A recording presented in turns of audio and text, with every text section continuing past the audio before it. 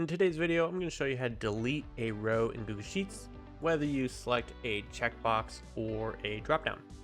So let's jump into the app script, go to extensions and app script, and we'll get into the coding. I'm just going to call this script, and then we're going to use a native function called onEdit. So you want to make sure you name it this, and then we put that E in here, and that stands for the event object that we can get from this function. So the event object contains data like what row was edited, what column, what sheet or tab, and then what value was selected. So we can use that then to run the script. So let's go ahead and get those. We'll get the range that was changed with e.range. We'll get the tab with let source equal e.source, get active sheet. We'll get the row and column. And finally, we'll get the value. And this gets us enough to do a little if statement. And so we're going to use an if statement just because we don't want to run anytime the sheet is edited. We only want it to run when one of these is checked. And so what we're going to do here is column equal to 1.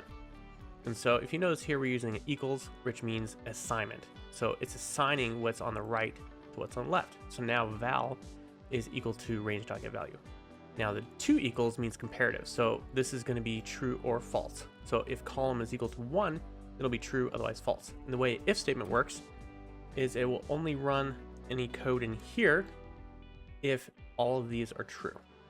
And so right now we only have one statement, but we're going to add another. We're going to say and val is equal to true. So now we have 2 statements, and both of these have to be true for it to run. And here we can do a simple source, delete row, and take that row that we have right here. So at this point, we're all good to go. Make sure the script is saved, and then we can go back to here. And then if we check one of these boxes, it should delete that row. So let's go ahead and check this out, and that is gone. So just like that, bam, it ran and deleted the row. Now, one thing to keep in mind is that if you have multiple tabs in your data, if you have another tab that has checkboxes and you don't want it to run, we may want to add something here to restrict it. And so we could say here, if source.getName is equal to data, and then do another ampersand.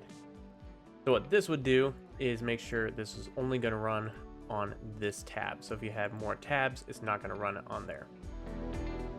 All right, so then the last thing I'm going to do is show you what to do if you want to use a drop down instead of a checkbox, and what it looks like in a different column. So this is 1, 2, 3, 4, 5, 6, 7. This is column 7, and the value here is delete.